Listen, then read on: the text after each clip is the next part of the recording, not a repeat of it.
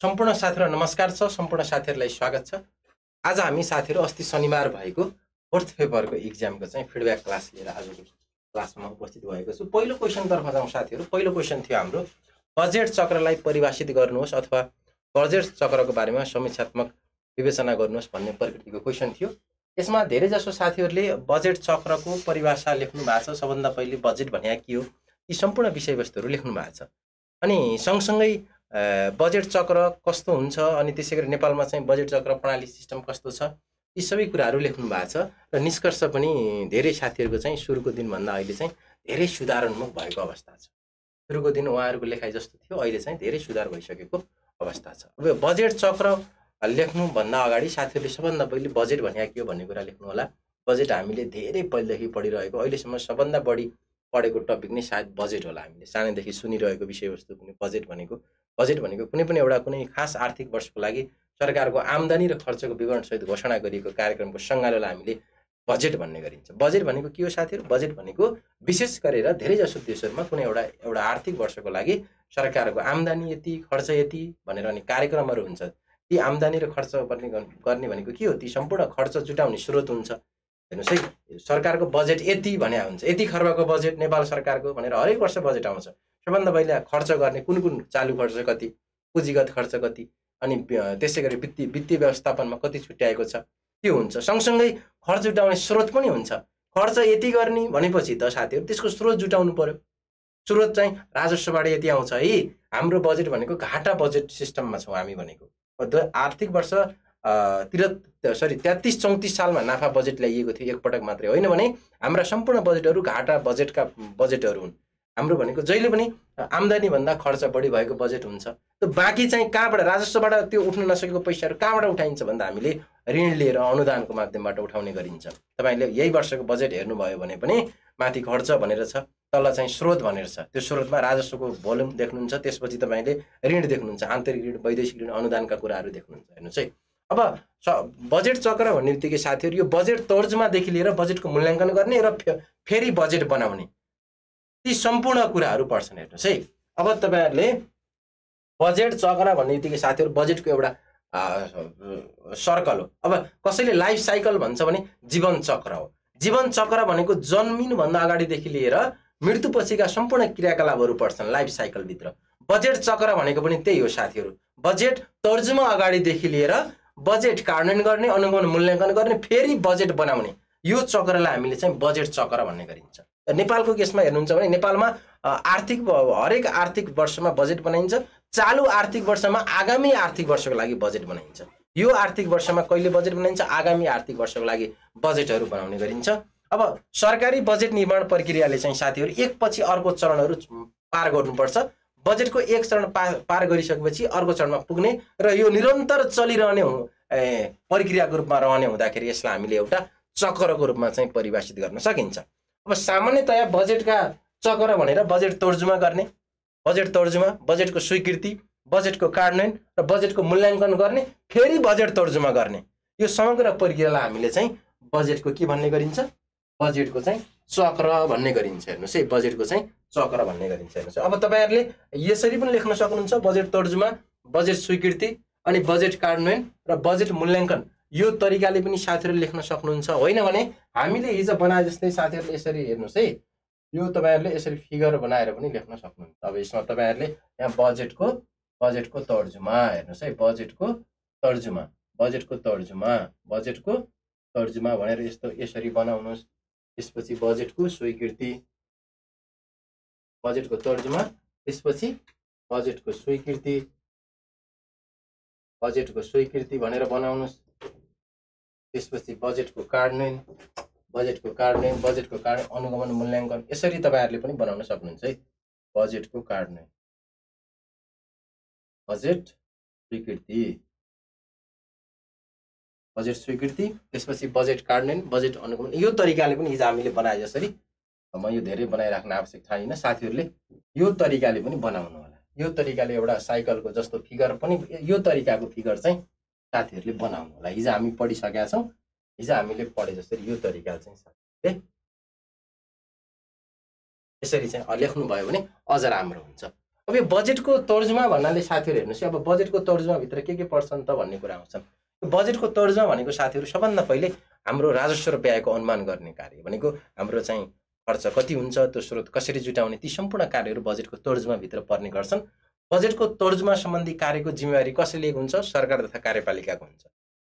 Ultimately budget तर्जुमा गर्ने जिम्मेवारी कसको साथीहरू? बजेटको तर्जुमा गर्ने कार्य भनेको सरकारको। हामीसँग तिनै तहको सरकार छ, हामीसँग सङ्घीय सरकार, प्रादेशिक सरकार, स्थानीय सरकार गरेर तिनै तहका सरकारहरू छन्। तपाईँ संविधान हेर्नुहुन्छ भने नेपालको संविधानको धारा 119मा राजस्व र व्ययको अनुमान सहित नेपाल सरकारको अर्थमन्त्रीले, सङ्घीय अर्थमन्त्रीले हरेक वर्षको जेठ 15 गते राजस्व र व्ययको अनुमान पेश गर्नुपर्ने भनेर धारा 119मा स्पष्ट व्यवस्था गरिएको छ। त्यसपछि सँगसँगै तपाईहरुले अन्तर सरकार वित्त व्यवस्थापन ऐन 2074 हेर्नुहुन्छ भने प्रदेश सरकारहरूले असार 1 गते भित्र बजेट ल्याउनु पर्ने व्यवस्था गरिएको छ भने स्थानीय तहका सरकारहरूले असारको 10 गते भित्र अनिवार्य रूपमा बजेट ल्याउनु पर्ने व्यवस्था छ। त्यो समयभित्र कतिपय स्थानीय तहले ल्याउँदैनन् होला, त्यो चाहिँ समस्या भित्र पर्छ, तर त्यो किसिमको व्यवस्था त कानुनमा छ नि त। भनेपछि हाम्रोमा चाहिँ साथीहरू बजेट तर्जुमा सम्बन्धी कार्यको जिम्मेवारी सरकार तथा कार्यपालिकालाई दिएको हुन्छ। प्रदेशमा पनि प्रदेश कार्यपालिका हुन्छ, स्थानीय तहमा पनि स्थानीय कार्यपालिकालाई दिएको हुन्छ। नेपालको सन्दर्भमा म चाहिँ संघीय बजेटको कुरा गर्दैछु, अर्थ मन्त्रालयलाई यस्तो जिम्मेवारी दिएको हुन्छ। अर्थ मन्त्रालयले के को आधारमा गर्छ भन्दा राष्ट्रिय योजना आयोगसँगको समन्वयमा बजेट प्रस्ताव चाहिँ तयार गर्छ र उक्त प्रस्ताव चाहिँ राष्ट्रिय योजना आयोग र मन्त्री परिषदबाट स्वीकृत भई व्यवस्थापिका संसदको बैठकमा अर्थमन्त्रीले पेश गर्छ।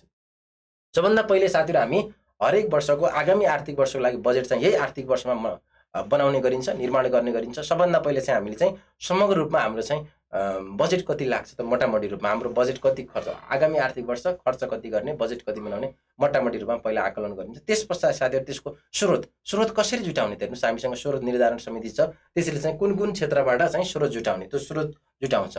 स्रोत सबै जुटाइसकेपछि यी क्षेत्रबाट ल यो स्रोतबाट चाहिँ बजेट ल्याउने, यी स्रोत हुन्छ त्यो खर्चको आधार भनेर स्रोतको आकलन गरिसके पश्चात अब समग्रमा चाहिँ बजेट यति हुने भनेर अब त्यसपछि बजेटको अनुमान गरिन्छ, मोटामोटी अब यति गरिने भनेर।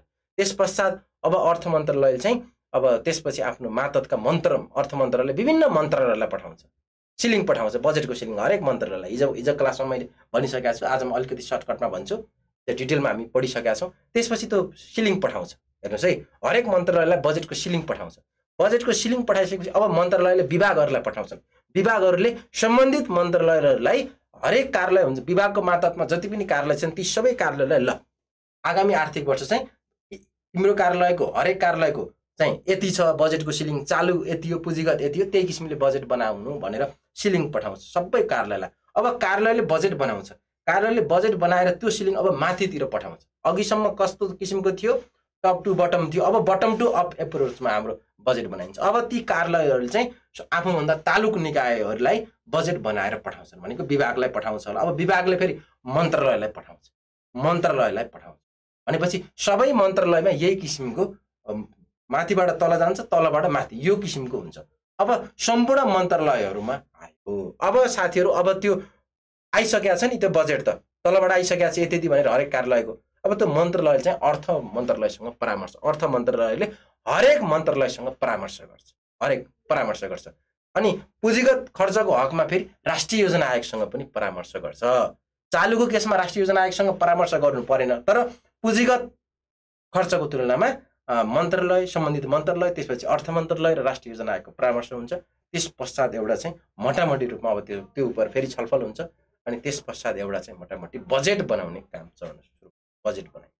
बजेट बनाइसके पश्चात अब त्यो सँगसँगै विभिन्न किसिमका हाम्रा प्रतिवेदनहरू, आर्थिक सर्वेक्षणदेखि लिएर विभिन्न हाम्रा चाहिँ अनि राष्ट्र ऋण उठाउने विधेयकदेखि लिएर जति पनि छन् ती सम्पूर्ण चाहिँ सँगसँगै ल्याइन्छ, बजेट सँगसँगै अगाडि नै ल्याइन्छ कतिपय। त्यस पश्चात साथीहरू त्यो बजेट अब समग्रमा बजेट यति भनिसके पश्चात अब कहाँ पेश गरिन्छ, अब संसदमा पेश गरिन्छ। बजेट बनाउने काम अल्टिमेट काम कसको हो?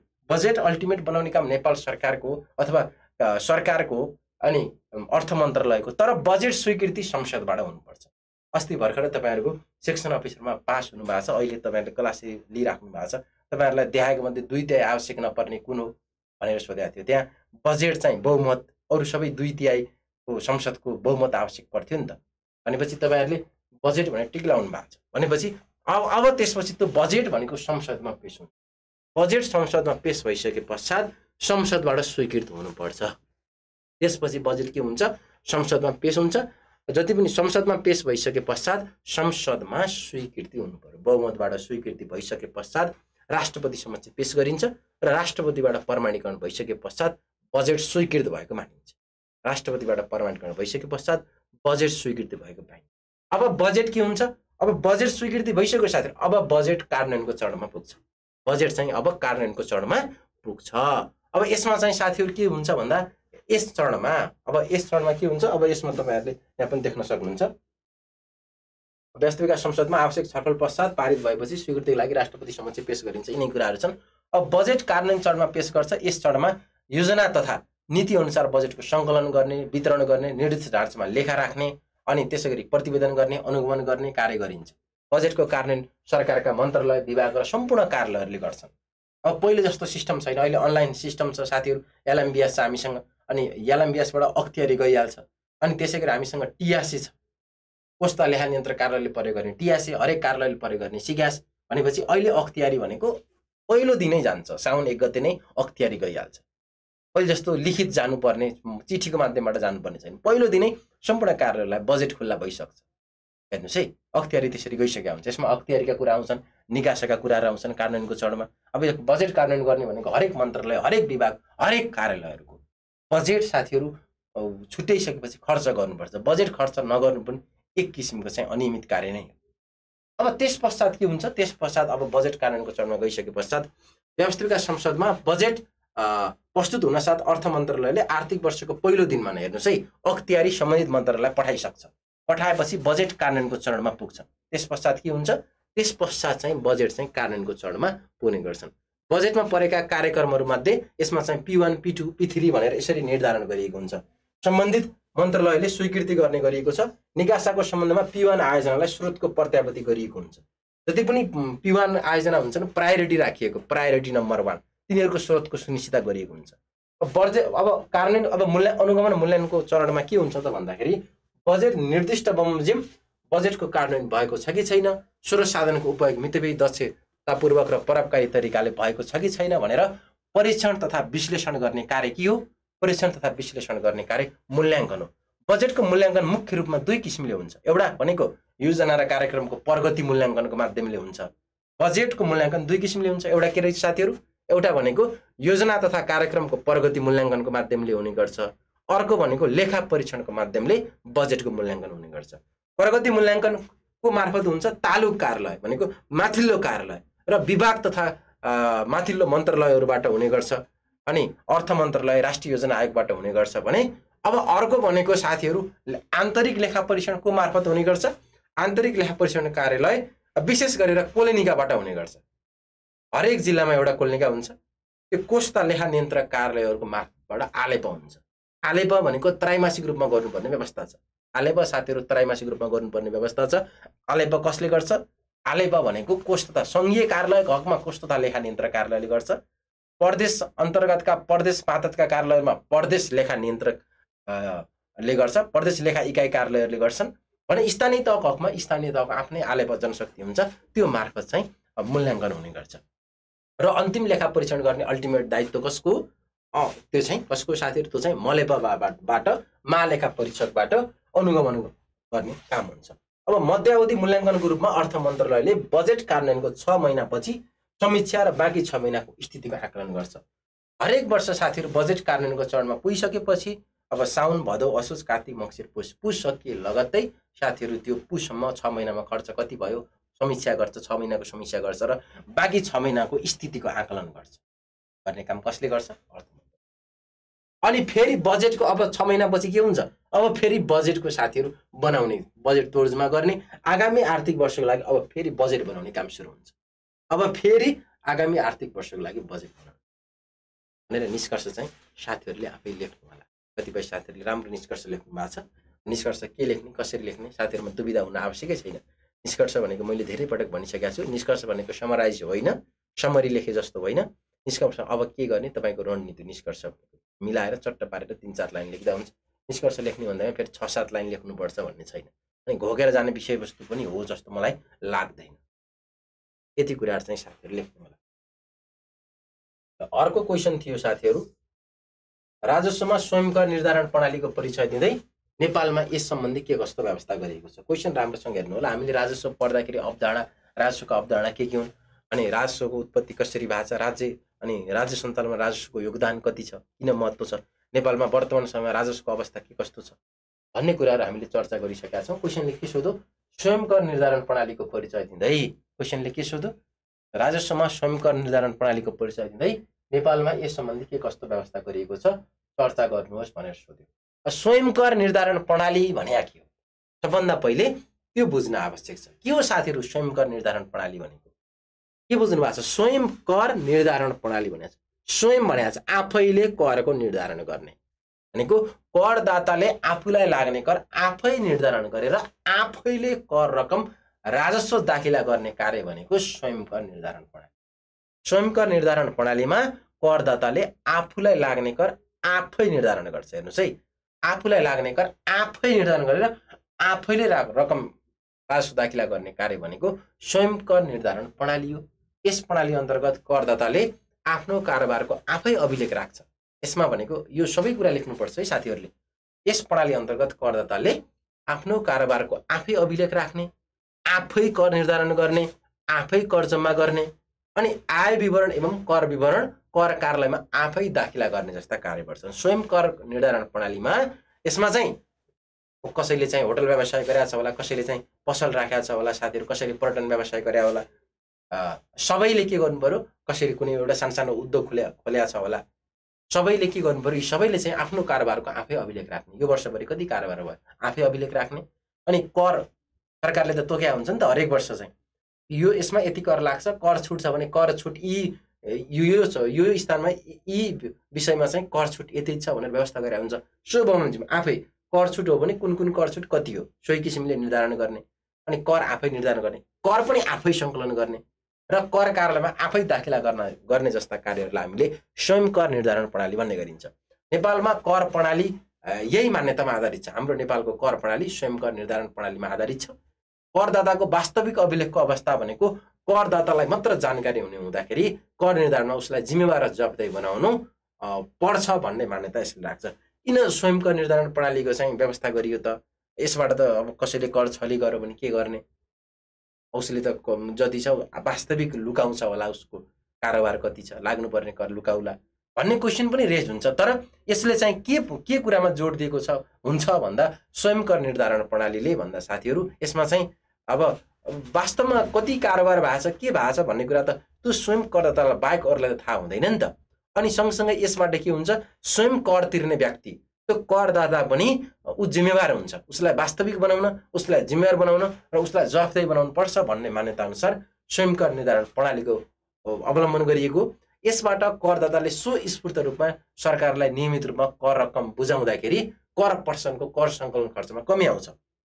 अर्को यसको फाइदा भनेको कर सङ्कलनको लागि चाहिँ कर पर्सनलाई झन्झट भएन, त्यो शुल्क लागेन नि त।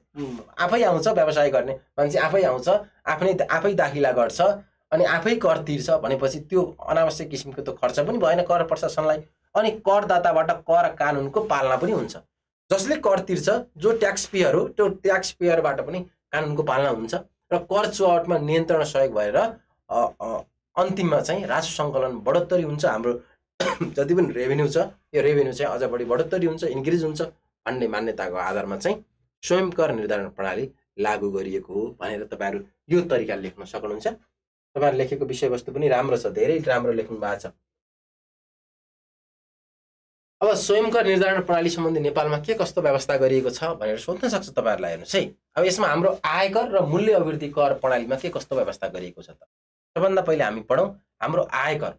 अब आयकर, यी दुवै करमा करदाताले आफ्नो कारोबारको आफै अभिलेख राख्नुपर्ने, आफै कर निर्धारण गर्नुपर्ने, आफै जम्मा गर्नुपर्ने र आय विवरण एवं कर विवरण कर कार्यालयमा आफै दाखिला गर्ने व्यवस्था छ। अब यसमा चाहिँ साथीहरु दुवैमा चाहिँ करदाताले आफ्नो कारोबारको आफै अभिलेख राख्ने, आफै कर निर्धारण गर्ने, आफै कर जम्मा गर्ने, आफै आय विवरण एवं कर विवरण राख्नुपर्ने व्यवस्था गरिएको छ। आयकर ऐन 2058 को दफा 96 हेर्नु होला। दफा 96 अनुसार करदाताले आय वर्ष समाप्त भएको 3 महिना भित्रमा सो वर्षको आय विवरण पेश गर्नुपर्ने व्यवस्था गरिएको छ। आयकर ऐन 2058 हेर्नुहुन्छ भने आयकर ऐन 2058 को दफा 96 अनुसार करदाताले आय वर्ष समाप्त भनेको आय वर्ष समाप्त कहिले हुन्छ? असार मसान्त भनेपछि साउन भदौ असोज 3 महिना भनेको असोज मसान्तभित्र समाप्त भएको 3 महिनाभित्र सो वर्षको आय विवरण पेश गर्नुपर्ने भन्ने कुरा उल्लेख गरेको छ। सँगसँगै दफा 98 अनुसार बढीमा 3 महिनासम्म आय विवरण पेश गर्नुपर्ने म्याद थप भएकोमा सोही अनुसार हेर्नुहोस् त, सोही अनुसार ल पेश गर्नुपर्ने व्यवस्था भएकोमा सोही अनुसार आय विवरण पेश गर्नुपर्ने व्यवस्था गरिएको छ। हेर्नुहोस् है, हरेक करदाताले आर्थिक वर्ष समाप्त भएको 3 महिनाभित्र आफैले चाहिँ कर विवरण पेश गर्नुपर्छ, कर कार्यालयमा बनाएको छ भनेको असोज मसान्तभित्र। यदि कसैले त्यो समयभित्र बुझाउन सकेन भने बढीमा अब हामी म्याद थप भनेको असोज मसान्तपछि अझै थप 3 महिना चाहिँ म्याद थप गर्न सकिने व्यवस्था गरेको छ। त्यो चाहिँ दफा 98 मा व्यवस्था गरेको छ। यो कुरा चाहिँ लेख्नु होला। अनि त्यसै गरेर हेर्नुहोस् त, त्यसै गरेर साथीहरू यस दफा अनुसार करदाताले आय विवरण पेश गरेकोमा करदाताले नै कर निर्धारण गरे सरक मानिने व्यवस्था सोही अनुसारको दफा 99 मा गरिएको छ। अनि त्यसै गरेर यो चाहिँ आयकरमा के कस्तो व्यवस्था गरिएको छ भन्ने कुरा उल्लेख गरियो। अब अर्को साथीहरू त्यसै गरेर अर्को के छ त भन्दाखेरि अर्को मूल्य अभिवृद्धि कर ऐन 2052 छ हामीसँग। यो क्वेशन एकदमै इम्पोर्टेन्ट छ है साथीहरू। मूल्य अभिवृद्धि कर ऐन 2052 हेर्नुहुन्छ भने मूल्य अभिवृद्धि कर ऐन 2052 को दफा 18 हेर्नुहुन्छ भने दफा 18 अनुसार प्रत्येक महिना आफूले बुझाउनु पर्ने कर रकम स्वयं निर्धारण गरेर महिना समाप्त भएको 25 दिनभित्र कर विवरण र दफा 99 अनुसार कर अवधि समाप्त भएको 25 दिनभित्र कर रकम दाखिला गर्नुपर्ने व्यवस्था गरिएको छ। भ्याट चाहिँ कहिले जारी गर्ने भन्दाखेरि कहिले पेश गर्ने त कर कार्यालयमा भन्दा मूल्य अभिवृद्धि कर ऐन 2052 अनुसार दफा 18 अनुसार करदाताले प्रत्येक महिना आफूले बुझाउनु पर्ने कर रकम स्वयं निर्धारण गर्ने भ्याट रकम पनि महिना समाप्त भएको 25 दिनभित्र कर विवरण र दफा 19 अनुसार कर अवधि समाप्त भएको 25 दिनभित्र कर रकम दाखिला गर्नुपर्ने व्यवस्था गरिएको छ भनेर तपाईहरुले लेख्नु पर्यो। अब हाम्रो अन्तःशुल्क सम्बन्धी के कस्तो व्यवस्था गरिएको छ त हेर्नुस् त। हाम्रो अन्तःशुल्कमा व्यवस्था के छ त? अन्तःशुल्क सम्बन्धी के कस्तो व्यवस्था छ? अन्तःशुल्क सम्बन्धी के कस्तो व्यवस्था छ? ल अन्तःशुल्क सम्बन्धी के कस्तो व्यवस्था छ? भन्सारमा के व्यवस्था छ? यो सबै लेख्ने। ल अन्तःशुल्कमा के कस्तो व्यवस्था छ? यसमा खास गरी दुईवटा व्यवस्था छ अन्तःशुल्कमा। एउटा भौतिक नियन्त्रण प्रणाली छ। भौतिक नियन्त्रण प्रणाली भनेको के हो, कसरी अन्तःशुल्क निर्धारण गरिन्छ भन्ने कुरा हामी पढिसकेका छौं।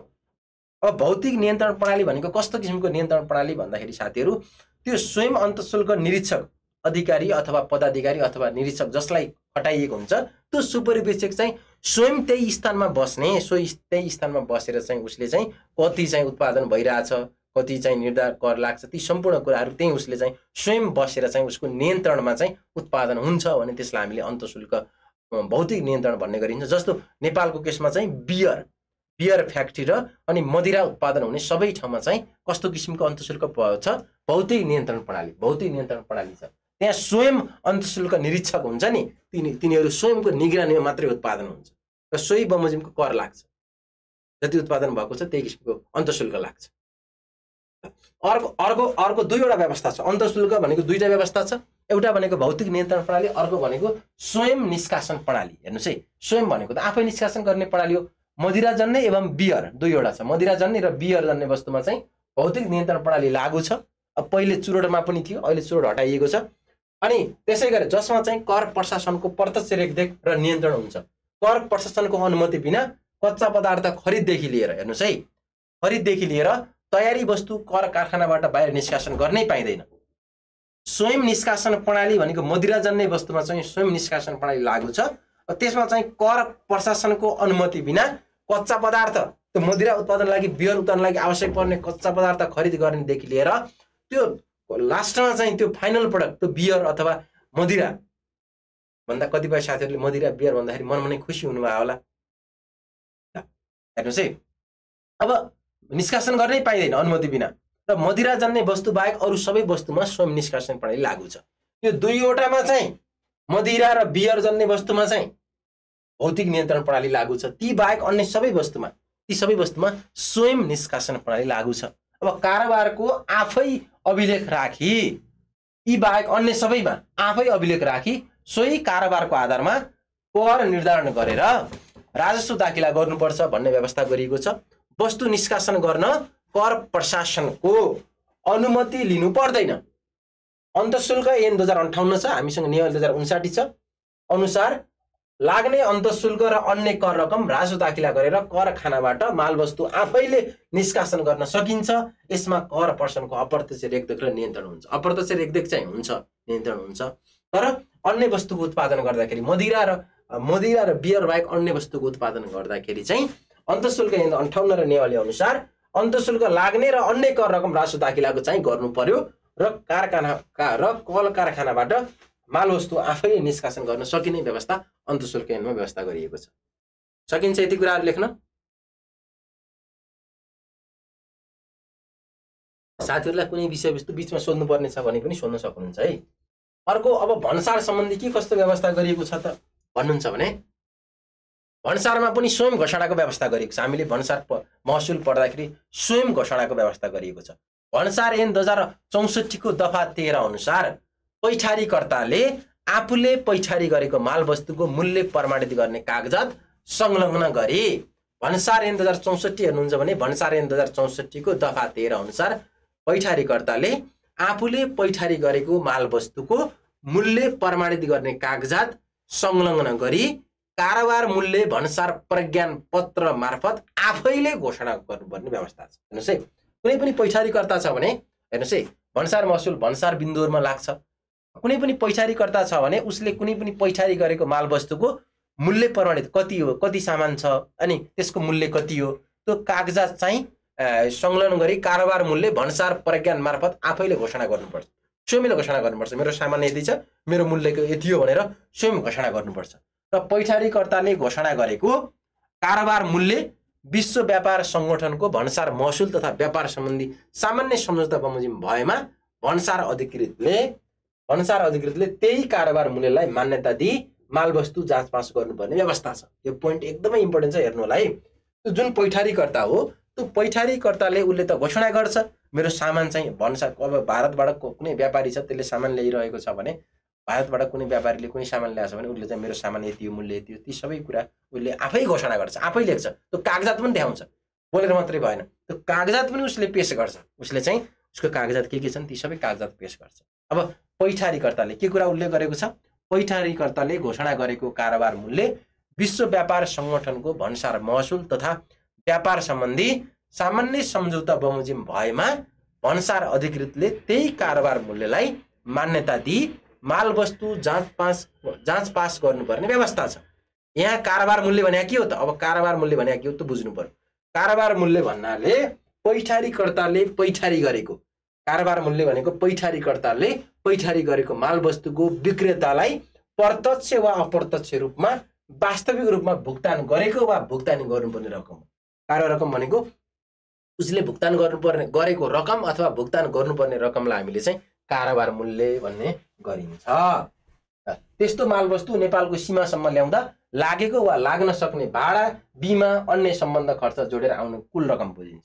भनेको भुक्तानी गरेको रकम मात्रै होइन कि त्यस पश्चातका अब त्यो भाडा कति लाग्यो, बिचमा ढुवानी खर्च कति लाग्यो भन्ने कुराहरू, बिमा गरेको छ भने इन्सुरेन्स गरेको छ इन्सुरेन्स कति लाग्यो र अन्य कुनै खर्च भएका छन् भने ती सम्पूर्ण खर्चहरू कारोबार मूल्यभित्र पर्ने गर्छन्। कारोबार मूल्यभित्र पर्ने गर्छ।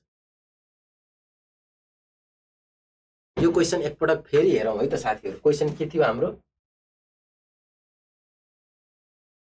क्वेशन के थियो त साथीहरू भन्दा हाम्रो क्वेशन थियो राजस्वमा स्वयं कर निर्धारण प्रणालीको परिचय दिँदै नेपालमा यस सम्बन्धी के कस्तो व्यवस्था गरिएको छ भनेर तपाईहरुलाई 10 नम्बरको क्वेशन थियो। हेर्नुस् त यो क्वेशन एकदमै इम्पोर्टेन्ट छ है साथीहरू। म फर्स्टमा नै भनिसकेको छु, यस्तो किसिमको क्वेशन सोध्यो भने हामीले सबै कुरा लेखौँ। हामीले चाहिँ हाम्रा प्रमुख करहरू हेर्नुस् है, आय करमा के कस्तो व्यवस्था गरिएको छ भन्ने कुरा लेखियो, अनि मूल्य अभिवृद्धि करमा के कस्तो व्यवस्था गरिएको छ भन्ने कुरा लेखियो, अन्तःशुल्कमा के कस्तो व्यवस्था गरिएको छ भन्ने कुरा पढियो, भन्सारमा के छ, सबै कुराहरू हामीले पढियो।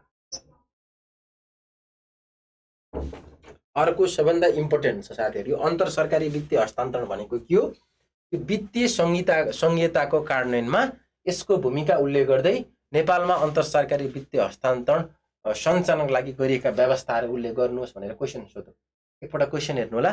यो क्वेसन साथीहरूले राम्रो लेख्नु भएको छ, मैले उहाँहरूको होमवर्क पनि चेक गरिसकेको छु, धेरै राम्रो लेख्नु भएको छ। यो क्वेसनको एन्सर चाहिँ साथीहरूले धेरै राम्रो लेख्नु भएको छ। मैले पनि क्लासमा धेरै मजाले अझ डिटेलमा, यहाँ बरु ती कुराहरू छुटेका छन्, यहाँ मैले तपाईँहरूलाई अहिले पढाउँदा बरु ती कुराहरू छुटेका छन् होला, तर क्लासमा चाहिँ त्यति धेरै कुराहरू हामीले चाहिँ लेखिसकेको अवस्था छ। यो क्वेसन चाहिँ इम्पोर्टेन्ट छ है साथीहरू, टिप्पणी गरेर राख्नु होला। अन्तरसरकारी वित्तीय हस्तान्तरण भनेको के हो? वित्तीय संहिताको कार्यान्वयनमा यसको भूमिका उल्लेख गर्दै नेपालमा अन्तरसरकारी वित्तीय हस्तान्तरण सञ्चालनको लागि गरिएका प्रयासहरू उल्लेख गर्नुहोस् भन्ने क्वेसन छ। गरिएका व्यवस्थाहरू उल्लेख गर्नुहोस् भनेर रहेछ। व्यवस्था के छन् त? अब अन्तरसरकारी वित्तीय हस्तान्तरण भनेको के हो? पहिले यसको अर्थ बुझ्नु पर्यो। हामी पढिसकेका छौँ अन्तरसरकार, सरकारी अन्तर भनेको एउटा सरकारी तहबाट अर्को सरकारी तहमा हुने हो। सामान्य अर्थमा सबैले बुझ्ने भाषामा सरकारहरू बीचको वित्तको आदान प्रदान नै अन्तरसरकारी वित्तीय हस्तान्तरण। सरकारहरू बीच, संघीय सरकार र प्रादेशिक सरकारहरूलाई अथवा प्रदेश बीच अथवा सङ्घ र प्रदेश अथवा प्रदेश अथवा स्थानीय जुनसुकै पनि हुनसक्छ। सरकारहरू बीच वित्तको आदान प्रदान गर्ने कार्यलाई हामीले अन्तरसरकार वित्तीय हस्तान्तरण भन्ने गरिन्छ। सङ्घीय प्रणाली अवलम्बन गरेका मुलुकहरूमा एक तहको सरकारले अर्को तहको सरकारलाई वा समान तहको सरकारलाई गरेको वित्त हस्तान्तरण नै अन्तरसरकारी वित्तीय हस्तान्तरण। सङ्घीय प्रणाली अवलम्बन गरिएका मुलुकहरूमा एक तहको सरकारले अर्को तहको सरकारलाई अथवा समान तहको सरकारलाई गरेको वित्तको हस्तान्तरण नै अन्तरसरकारी वित्तीय हस्तान्तरण हो। संविधानत प्रदान गरिएका साझा अधिकारको कार्यान्वयन गराउने सन्दर्भमा किन चाहियो त अन्तरसरकार वित्तीय हस्तान्तरण? किन चाहियो त भनेर कसैले सोध्यो भने तपाईँले के एन्सर दिनु पर्यो भन्दा, संविधानत हामीसँग साझा अधिकारको सूची छ। हेर्नुहोस् त, सङ्घ र प्रदेशको साझा अधिकारको सूची संविधानको अनुसूची 7 मा छ, अनि सङ्घ प्रदेश र स्थानीय तहको साझा अधिकारको सूची अनुसूची 9 मा छ संविधानको। भनेपछि संविधानत प्रदान गरिएका ती साझा प्रकृतिका अधिकारहरूको कार्यान्वयन गराउने सन्दर्भमा एक तहको सरकारले अर्को तहको सरकारलाई राजस्व तथा अन्य अनुदानको हस्तान्तरण गर्ने गर्छ। नेपालको केसमा पनि राजस्वको बाँडफाँड हुन्छ र अर्को भनेको अन्य अनुदानहरूको हस्तान्तरण हुने गर्छ। नेपालको केसमा पनि यही केस छ। वित्तीय हस्तान्तरण भनेको विशेषतः सामान्यतया माथिल्लो तहको सरकारले तल्लो तहको सरकारलाई प्रदान गर्ने गर्छ। हेर्नुहोस् है, दुई किसिमको हुन्छ भनेर हामीले पढिसकेका छौँ। फिस्कल ट्रान्सफर भनेको एउटा भर्टिकल किसिमको, अर्को होरिजेन्टल किसिमको।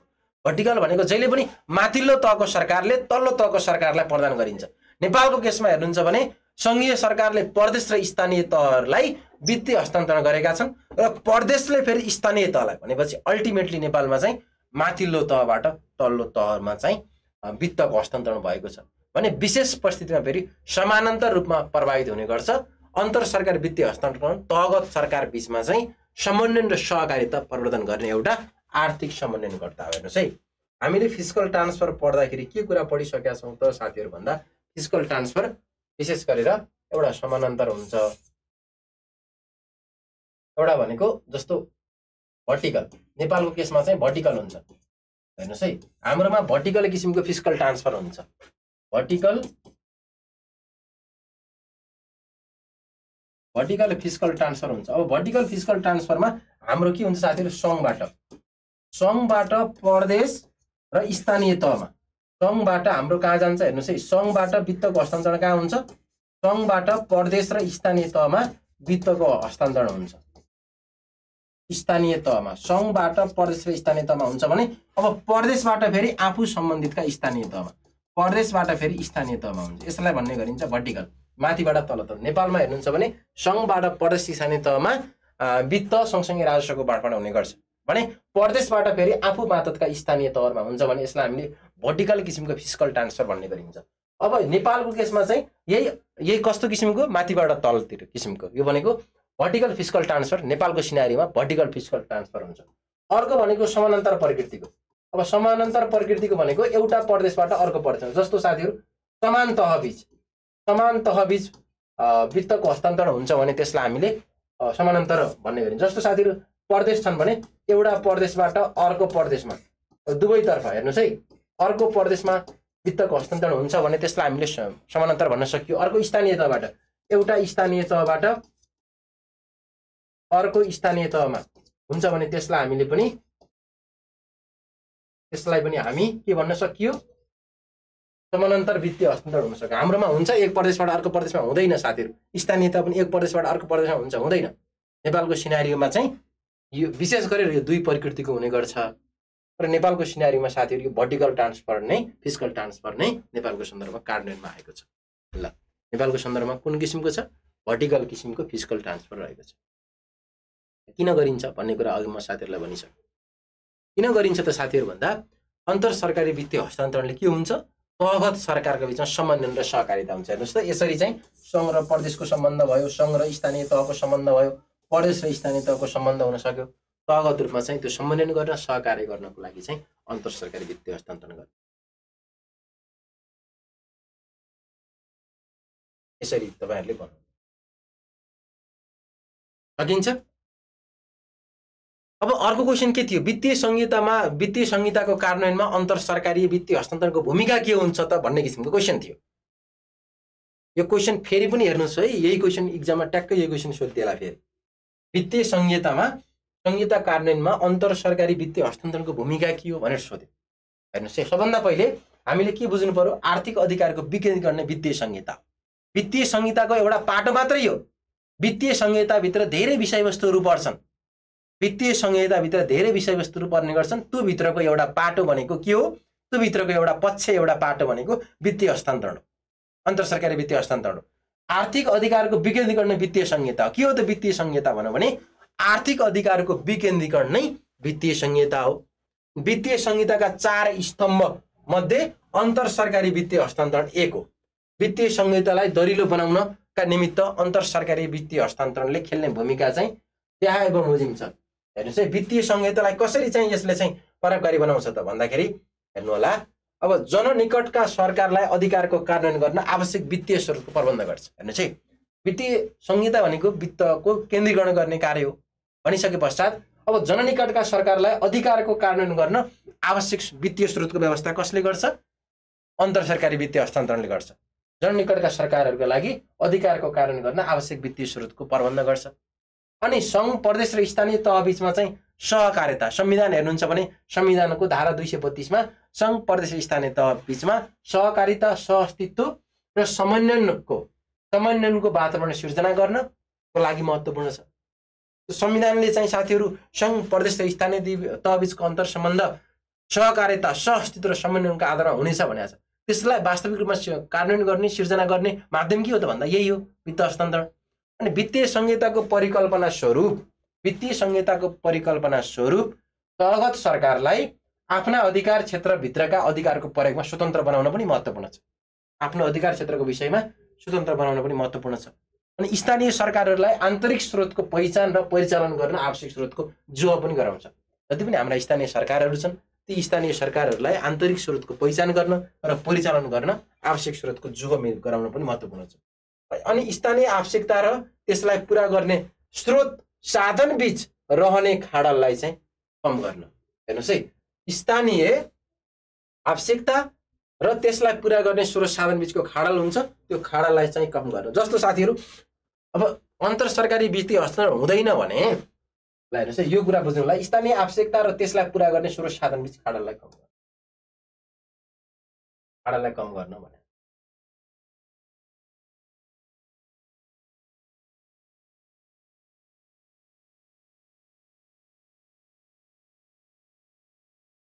खाडललाई कम गर्न भनेको छ। यदि अन्तर सरकारी वित्तीय हस्तान्तरण हुँदैन भने अब हेर्नुस् त नेपालका अधिकांश स्थानीय तह प्रदेशहरू सक्षम छन् छैनन्? स्थानीय तहकै कुरा गरौँ। स्थानीय तह सक्षम छन् छैनन् साथीहरु? स्थानीय तहको राजस्व मुस्किलले 10 लाख पनि नउठ्ने कति छन्? कति 10 लाख होइन 5 लाख पनि नउठ्ने स्थानीय तह कति छन्? कति? कुनै स्थानीय तहको कुनै एउटा गाउँपालिकाको साथीहरु अब राजस्व 10 लाख पनि उठ्दैन। एकछिनको लागि मानौ 10 लाख अथवा 15 लाख मात्रै उठ्छ भने त्यसले आफ्नो आवश्यकता परिपूर्ति गर्न सक्छ? सक्दैन साथीहरु। एउटा गाउँपालिकाको बजेट कम्तीमा नि 25-30 करोडको हुन्छ। अनि अब स्थानीय तहभित्र यो कर्मचारी 10 लाखले त तलब खुवाउन पनि पुग्दैन। यो 2 जना कर्मचारीलाई तलब खुवाउन पनि पुग्दैन भनेपछि 2-3 जना कर्मचारी भन्दा बढीलाई तलब खुवाउन पुग्दैन भनेपछि यो स्थानीय तहको त्यो आवश्यकता, जनताको आवश्यकता परिपूर्ति गर्ने खै त स्रोत, खै त बजेट, खै त भन्दा त्यो बजेट कसले दिन्छ? माथिबाट प्रवाह हुन्छ। नेपालको केसमा संघ र प्रदेशबाट प्रवाह हुन्छ। हेर्नुहोस् त, यो आवश्यकता स्थानीय आवश्यकतालाई त्यो परिपूर्ति गर्ने माध्यम, त्यो बिचको ग्याप हुन्छ नि, यो ग्यापलाई परिपूर्ति माध्यम के हो त भन्दाखेरि अन्तर सरकारी वित्तीय हस्तान्तरण। बुझ्नु भएको छ नि? अब स्थानीय तहका गाउँपालिका बजेट अब चाहिँ यो यसको आम्दानी 10 लाख छ, आउँछ बजेट 20 करोड 25 करोड भयो नि। अब त्यो आवश्यकता परिपूर्ति गर्नको लागि पनि अनुदानहरू दिने गरिन्छ, अन्तर सरकारी वित्तीय हस्तान्तरण हुने गर्छ।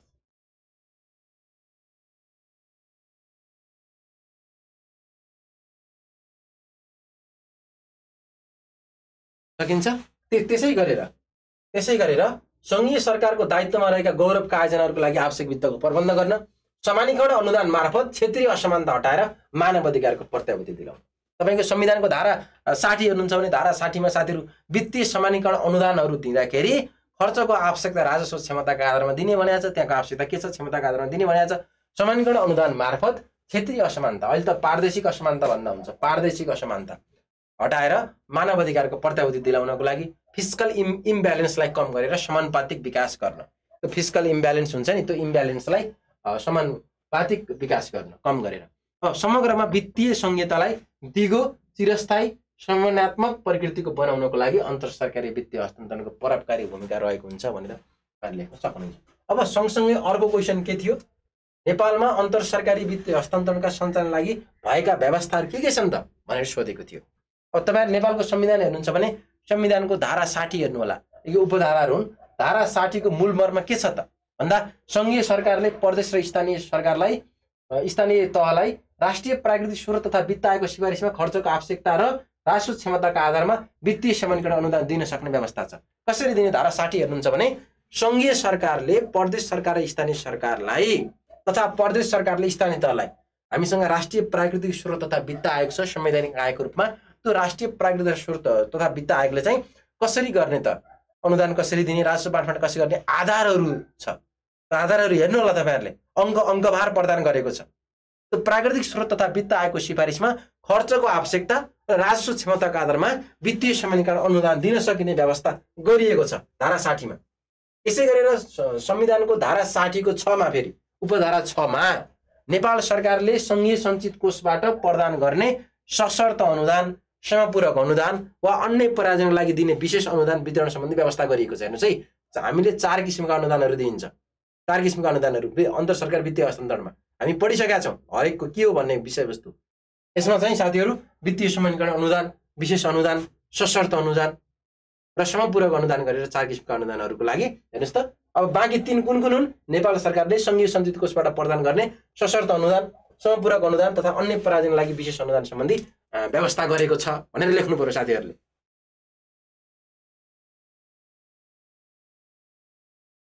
अनि त्यसै गरेर हेर्नुस् है, वित्तीय हस्तान्तरणको ढाँचा निर्धारण सिफारिसका लागि हामीसँग संवैधानिक निकायको रूपमा राष्ट्रिय प्राकृतिक स्रोत वित्त आयोगको व्यवस्था भाग 26 ले गरेको छ। अनि हामीसँग अन्तर सरकारी वित्तीय व्यवस्थापन 2074 मा संविधानमा उल्लेखित प्रावधानको विस्तृत व्याख्या र कार्यान्वयनको सहजीकरणको लागि व्यवस्था गरिएको छ। हेर्नुस् है, माथि के भनेको छ हेर्नुस् है। अब हामीसँग अन्तर सरकारी वित्तीय व्यवस्थापन ऐन छ। अब त्यो अन्तर सरकारी वित्तीय व्यवस्थापन ऐनमा के कस्तो व्यवस्था गरिएको छ हामी त्यो सबै पढिसकेका छौँ। हेर्नुस् है, अब अन्तर सरकारी वित्तीय मा चाहिँ राजस्वको बाँडफाँड कसरी गरिएको छ भन्ने कुराहरू पनि छन्। राजस्वको बाँडफाँडको डिटेल कसरी गर्ने ती सबै कुराहरू छन्। हेर्नुस् है, त्यसमा चाहिँ राजस्वको बाँडफाँड कसरी गर्ने ती सबै कुराहरू व्यवस्थित रूपमा राखिएको छ। राजस्वको बाँडफाँड कसरी हुन्छ हामी भनिसकेका छौँ। हेर्नुस् है, अब भ्याट अन्तशुल्क अस्ति क्लासमा हामी पढिसकेका छौँ, त्यही पनि म एकपटक साथीहरूलाई फेरि रिभिजन गराइदिन्छु। हेर्नुस् है, भ्याट अन्तशुल्क कसले उठाउँछ? सङ्घले उठाउँछ। र त्यो कसरी विभाजित हुन्छ भन्दाखेरि ल लेख्छु, भ्याट त्यसै गरेर अन्तशुल्क। भ्याट अन्तशुल्क कसले जम्मा गर्छ? उठाउने जिम्मेवारी कसको? सङ्घले जम्मा गर्छ। त्यो सङ्घले जम्मा गरिसकेपछि त्यो विभाजन कसरी हुन्छ? यो राजस्वको बाँडफाँड कसरी हुन्छ? सङ्घले 70% लिन्छ अनि प्रदेशले 15% लिन्छ, प्रदेशको भागमा 15% आउँछ र स्थानीय तहलाई 15% दिन्छ। स्थानीय तहलाई कति? स्थानीय तहलाई। त्यसै गरेर प्राकृतिक स्रोतको रोयल्टी, प्राकृतिक स्रोतको रोयल्टी भित्र 5 वटा विषयवस्तुहरू छन्। वन, खानी, पानी गरेर वर्गीकरण गरेको छ विभिन्न तरिकाले, 5 तरिकाले। प्राकृतिक स्रोतको रोयल्टी, प्राकृतिक स्रोतको रोयल्टीमा हेर्नुस् है, प्राकृतिक स्रोतको रोयल्टीमा 50% सङ्घलाई, 25% प्रदेशलाई र 25% भनेको साथीहरू स्थानीय तहलाई जस्तो सगरमाथाको रोयल्टी त तपाईँ हाम्रो गाउँपालिकाले त पाउँदैन नि त। त्यहाँ सम्बन्धित पालिका जुन छ उसैले पाउँछ है। यसमा सम्बन्धित स्थानीय तह यो चाहिँ यी भनेका प्रदेशहरूको कोषमा राखिन्छ। यो प्रदेश विभाज्य कोषमा, स्थानीय तहको विभाज्य कोषमा अनि बाँडफाँड गरिन्छ। यो सङ्घीय विभाज्य कोषमा राखिन्छ। यो भनेको साथीहरू यो चाहिँ 25% सम्बन्धित स्थानीय तहले आफै पाउँछ। अनि त्यसै गरेर यो दुईवटा कसले उठाउँछ? यो सङ्घको कुरा हो, यो सङ्घले उठाउँछ। अब प्रदेश हेर्नुहुन्छ भने अब प्रदेशले सवारी साधन कर, यो भनेको सङ्घीय। अब प्रदेशतर्फ जाउँ, हेर्नुहोस् है। प्रदेशको सवारी साधन कर कसले उठाउँछ? सवारी साधन कर उठाउने काम कसको? सवारी साधन कर कसले उठाउँछ? अब सवारी साधन कर प्रदेशले उठाउँछ। प्रदेशले 60% राख्छ, स्थानीय तहलाई 40%, 60% र 40%। त्यसपछि बाँकी रहेका घर जग्गा, रेस्टुरेन्ट शुल्क, मनोरञ्जन कर, विज्ञापन कर चाहिँ अब के गरिन्छ? त्यो पनि त्यही किसिमले प्रदेशको 40 र स्थानीय तहको 60 गरेर यो किसिमले चाहिँ कहाँ छ? यी सबै कुराहरू अन्तर सरकारी वित्तीय व्यवस्थापन एन हेर्नुहुन्छ भने सबै कुराहरू राजस्वको बाँडफाँड कसरी गर्ने, यो सबै कुरा मैले राम्रोसँग साथीहरूलाई लेखाइसकेको अवस्था छ। तपाईँहरूले यो व्यवस्था अब विस्तृतमा चाहिँ लेखेको छ भन्ने कुराहरू हामी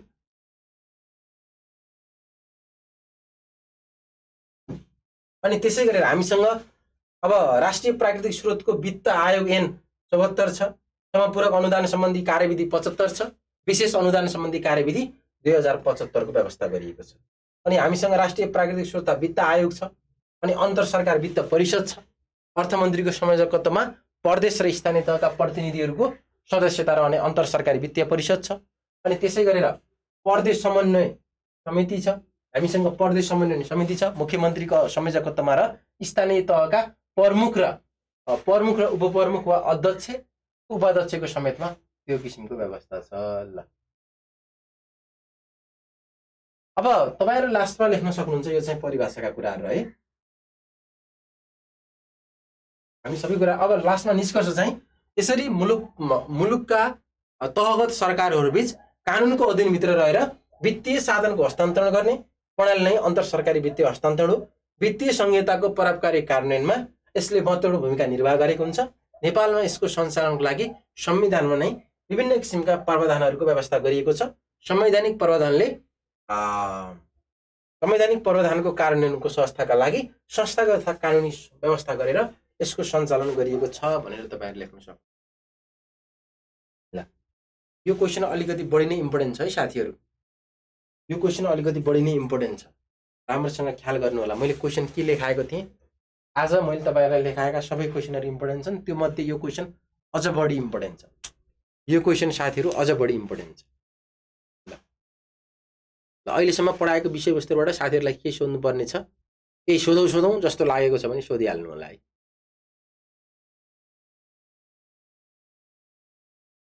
साथीहरु केही छ सोध्नुपर्ने छ भने सोधिहालौं है।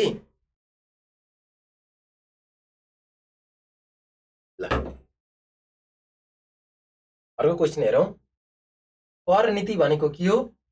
नेपालले अवलम्बन गरेको कर नीतिका विशेषताहरू उल्लेख गर्नुस् भने हामीले साथीहरु राजस्व भन्या के हो, राजस्वभित्र के पर्छन्, कर भन्या के हो, हाम्रो कर प्रणाली कस्तो छ, कर भित्र के पर्छन्, प्रत्यक्ष कर अप्रत्यक्ष करका कुराहरू, त्यसका फाइदा सबल पक्ष हरेकको चाहिँ तुरल पक्ष गरेर नेपालमा चाहिँ कर प्रणालीको चाहिँ व्यवस्था कस्तो छ, पछिल्लो समय कर सङ्कलन कसरी भइरहेछ, त्यसको चाहिँ हाम्रो चाहिँ टोटल राजस्वमा कति योगदान छ, ती सबै कुराहरू हामीले पढिसकेका छौँ। कर नीति भनेको के हो? कर सम्बन्धी नीति हो। राज्यको खर्चको आवश्यकता पूरा गर्न आवश्यक कर लगाउने र सङ्कलन गर्ने सम्बन्धमा सरकारले अवलम्बन गर्ने नीति नै कर नीति हो। के छ त साथीहरु? कर नीति भनेको भन्दा राज्यको खर्चको आवश्यकता पूरा गर्न आवश्यक कर लगाउने र सङ्कलन गर्ने सम्बन्धमा सरकारले अवलम्बन गर्ने नीति नै कर नीति हो। तपाईहरुले परिभाषा यही लेख्न सक्नुहुन्छ। राज्यको खर्च आवश्यकता पूरा गर्न आवश्यक कर लगाउने र सङ्कलन गर्ने सम्बन्धमा सरकारले अवलम्बन गरेको नीति नै कर नीति हो। नेपालको संविधान हेर्नुहुन्छ भने साथीहरु, नेपालको संविधानमा साथीहरु के लेखा छ? नेपालको संविधान भनेको नेपाल सरकार कर लगाउन उठाउन नपाइने भनेको छ। कानुन बमोजिम बाहेक कुनै पनि कर लगाउन र उठाउन पाइने छैन भनेर स्पष्ट व्यवस्था गरेको छ। अर्थात् राज्यले कर राजस्व परिचालन गर्न विभिन्न किसिमका विभिन्न वस्तु तथा सेवाहरूमा विभिन्न किसिमका करका दरहरू लगाउन तर्जुमा गरेको नीति नै कर नीति हो। के हो त कर नीति भनेको? कर राजस्व परिचालन गर्न विभिन्न किसिमले वस्तु तथा सेवाहरूमा विभिन्न किसिमका करहरू लगाउन तर्जुमा गरेको नीति नै कर नीति हो। कर नीतिले करको उद्देश्य तथा विशेषताहरूलाई समेटेको हुन्छ र सोही अनुसार राज्यले कानुन तर्जुमा गरेर कर लगाउने गर्छ। कर नीतिले सबभन्दा पहिले हाम्रो कर प्रणाली कस्तो हुने, कस्तो किसिमको कर नीति सङ्कलन कसरी गर्ने, करको दर कति हुने, कुन कुन क्षेत्रमा लगाउने, कसरी लगाउने, ती सम्पूर्ण व्यवस्थाहरू कहाँ हुन्छ, ती सम्पूर्ण कुराहरू कर नीतिमा हुन्छ। कर नीतिले ती करका उद्देश्यहरूलाई तथा विशेषताहरूलाई समेटेको हुन्छ र सोही अनुसार राज्यले कानुन तर्जुमा गरेर कर लगाएको हुन्छ। र कर नीतिले के कस्ता कुराहरू बोल्छ भन्दा कस्तो सैद्धान्तिक आधार अनुसार कर लगाउने, कुनै पनि कर लगाउँदैछ भने त्यसको सैद्धान्तिक आधार के हो त, कस्तो सैद्धान्तिक अनुसार कर लगाउने भन्ने कुराहरू समेटेको हुन्छ। कुन उद्देश्यले कर लगाउने, के को लागि कर लगाउने, त्यसको अब्जेक्टिभ्स के हो, अनि कुन क्षेत्रमा लगाउने त, कुन कुन क्षेत्रमा कर लगाउने, ती सबै कुराहरू कर नीतिमा हाम्रो ट्याक्स पोलिसीमा हुन्छ। कस्तो सैद्धान्तिक आधार अनुसार कर लगाउने, कुन उद्देश्यले कर लगाउने, कुन क्षेत्रमा लगाउने, कति दरमा लगाउने, कति दर लगाउने त, पर्सेन्ट कति राख्ने त, करको रेट कति राख्ने, दर कति राख्ने, कर दर लगाउन अब धेरै राख्नु पनि भएन, बाहिर अन्तर्राष्ट्रिय अभ्यास के छ ती कुराहरूलाई पनि हेर्नु पर्यो। अनि कस्तो कानुनी संस्थागत र प्रक्रियागत व्यवस्था अवलम्बन गर्ने त, त्यो कर सङ्कलन एवं उठाउन कुन कानुनको आधारमा लगाउने, कानुन बमोजिम बाहेक कर लगाउन पाइँदैन भनेको छ, कुन कानुन अनुसार लगाउने, हाम्रो संस्थागत संयन्त्र कस्तो हुने, के कस्तो प्रक्रिया अपनाउने, ती सम्पूर्ण कुराहरू अवलम्बन गर्ने कुराहरू चाहिँ कर नीतिमा पर्छन्। अनि के कस्तो छुट दिने, अब यसमा त छुट तथा सुविधा पनि हुन्छन्, अब छुट दिने कि नदिने, छुट दिने भने के कस्तो विषयमा छुट दिने, यी सम्पूर्ण कुराहरू व्यवस्थित गरिएको हुन्छ। अब हामीले अघि कर नीतिको उद्देश्य अनुसार करको उद्देश्य अनुसार नै यसको कर नीति बनाइन्छ भन्ने थियो। अब कर नीतिको प्रमुख उद्देश्य के हो त, हेर्नुहोस् है, यो चाहिँ लेख्नु होला तपाईँहरूले, कर प्रशासनलाई कसरी सक्षम र सुदृढ बनाउने सम्बन्धमा मार्गदर्शन गर्छ। कर नीतिले के कुरा मार्गदर्शन गर्छ भन्दा कर प्रशासनलाई कसरी सक्षम बनाउने, कसरी सुदृढ बनाउने भन्ने सम्बन्धमा मार्गदर्शन गर्छ। सरल, पारदर्शी र व्यावहारिक कर प्रणालीको तर्जुमा र कार्यान्वयन गरी राजस्व परिचालन वृद्धि गर्ने कर नीतिको प्रमुख उद्देश्य हो। जे जति भने पनि कर नीतिको उद्देश्य भनेको, करको उद्देश्य के हुन्छ नीतिको भन्दा राजस्व बढाउने, हरेक वर्ष बढीभन्दा बढी राजस्व परिचालन गर्नु नै वृद्धि गर्नु नै यसको उद्देश्य हो। लेख्नुहोस् त, सरल, पारदर्शी र व्यावहारिक कर प्रणालीको तर्जुमा र कार्यान्वयन गरी, सरल, पारदर्शी र व्यावहारिक कर प्रणालीको तर्जुमा र कार्यान्वयन गरी, सरल, पारदर्शी र व्यावहारिक कर प्रणालीको तर्जुमा र कार्यान्वयन गरी राजस्व परिचालन वृद्धि गर्नु कर नीतिको प्रमुख उद्देश्य हो। सरल, पारदर्शी र व्यावहारिक कर प्रणालीको तर्जुमा र कार्यान्वयन गरी राजस्व परिचालन वृद्धि गर्नु कर नीतिको प्रमुख उद्देश्य हो। कर नीतिको प्रमुख उद्देश्य। अब नेपालले अवलम्बन गरेका कर नीतिका विशेषताहरू, हामीले कस्तो किसिमको कर नीति लगाइएको छ त, हाम्रो कर नीति कस्तो छ त, कस्तो स्वरूपमा छ भन्दा हामीले चाहिँ सबभन्दा पहिले हट्दो कर प्रणाली र हट्दो कर प्रणाली अवलम्बन सकेसम्म करको दर घटाउनेतर्फ गइरहेछ। पछिल्लो समय हामीले चाहिँ करको दर घटाउने किसिमको छ। अनि कर दायरालाई बढाउने, अर्को भनेको एउटा भनेको करको दर घटाउने, अर्को भनेको करको दायरालाई बढाउने नीति अवलम्बन गरिएको छ। हेर्नुहोस् है, दायरामा बरु धेरै ल्याउने, दायरामा चाहिँ धेरै दायरा चाहिँ बढाउने कुराहरू जोड दिएको छ भन्ने कुराहरू लेख्नु होला तपाईँहरूले। सकिन्छ?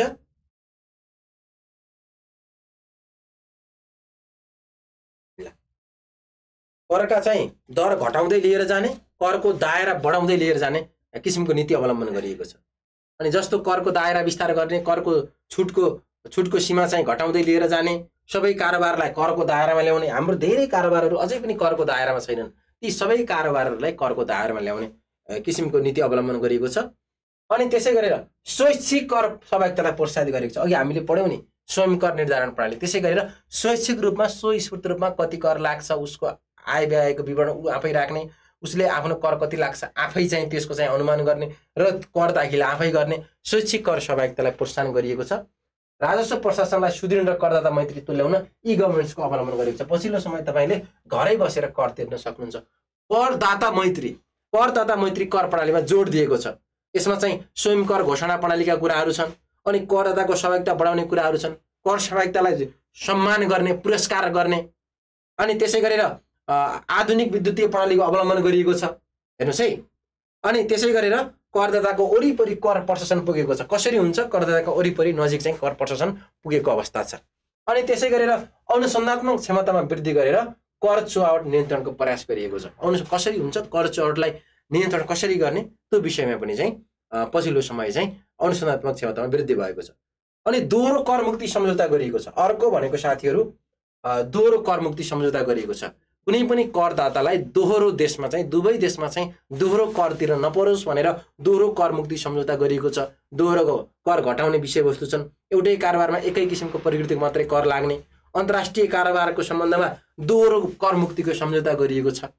अनि दण्डनीय व्यवस्था गरेको छ। अर्को भनेको हाम्रो कर नीतिको विशेषता भनेको दण्डनीय व्यवस्था। भन्न खोजेको कर कानुनको पूर्ण पालना उल्लङ्घन गरेमा चाहिँ दण्डनीय गर्ने, कर छरलाई निरुत्साहित गर्ने किसिमका नीतिहरू अवलम्बन गरिएको छ। अनि अर्को भनेको हाम्रो मूल्य अभिवृद्धि करलाई आन्तरिक राजस्वको मूल स्रोतको रूपमा विकास गर्ने कर नीति छ। यो कुरा पनि तपाईँहरूले छुटाउनु भएन। हेर्नुहोस् है, मूल्य अभिवृद्धि करलाई भ्याटलाई आन्तरिक राजस्वको मूल स्रोतको रूपमा विकास गर्ने चाहिँ हाम्रो रणनीति छ, हाम्रो योजना हो कर नीतिको। मूल्य अभिवृद्धि करलाई मेरुदण्ड करको रूपमा हाम्रो आन्तरिक राजस्वको एवं आन्तरिक राजस्वको एवं कर प्रणालीको मेरुदण्डको रूपमा विकास गर्ने चाहिँ हाम्रो नीति छ। हेर्नुहोस् है, भ्याटमा अहिले योगदान कति छ? आर्थिक वर्ष 1980 हेर्नु होला। आर्थिक वर्ष 1980 अनुसार हाम्रो कर राजस्वको, हामीसँग दुई किसिमको राजस्व भन्ने बित्तिकै एउटा कर राजस्व हुन्छ, अर्को गैर कर राजस्व हुन्छ। त्यो कर राजस्वको 33% हिस्सा भ्याटको छ। भनेपछि हाम्रो सबभन्दा बढी कर राजस्वमा कसको योगदान बढी छ? भ्याट छ। भ्याटलाई अझ बढी चाहिँ आन्तरिक राजस्वको मूल स्रोत बनाउने चाहिँ कर नीतिको उद्देश्य छ। अनि त्यसै गरेर यो कर प्रणालीलाई अझ बढी सक्षम बनाउने, सुदृढीकरण गर्ने चाहिँ हाम्रो नीति रहेको छ भनेर तपाईँहरू यसरी चाहिँ लेख्न सक्नुहुन्छ है त। यी क्वेसनहरू लेख्नु होला, सकिन्छ। यसमा कोही साथीहरूलाई केही सोध्नुपर्ने छ भने साथीहरूले सोध्न सक्नुहुन्छ। कुनै विषयवस्तु सोध्नुपर्ने छ भने तपाईँहरू सोध्न सक्नुहुन्छ। केही छ साथीहरू त्यस्तो सोध्नुपर्ने भने सोध्नु होला है त।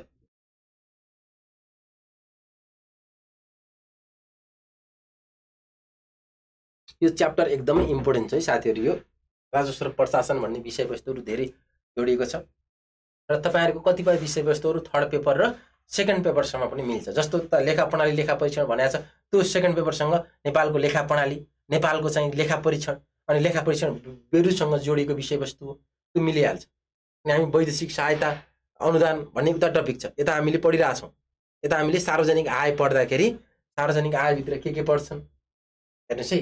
अनि त्यसै गरेर नेपालको चाहिँ सार्वजनिक ऋण कसरी उठाउने गरिन्छ, सार्वजनिक ऋण उठाउँदा के कस्ता कुरामा ध्यान दिनुपर्छ, सार्वजनिक आय भनेको के हो, यसको अवधारणा, खर्चको अवधारणा, यो सम्पूर्ण विषयवस्तुहरू हामी पढिसकेको अवस्था छ। फेरि पनि पढ्छौँ, फेरि साथीहरू फेरि पनि पढ्छौँ ल, फेरि पनि पढ्छौँ। अनि तपाईँहरूले बुझ्नुपर्ने कुरा भनेको फोर्थ पेपर सबैलाई गाह्रो लाग्छ।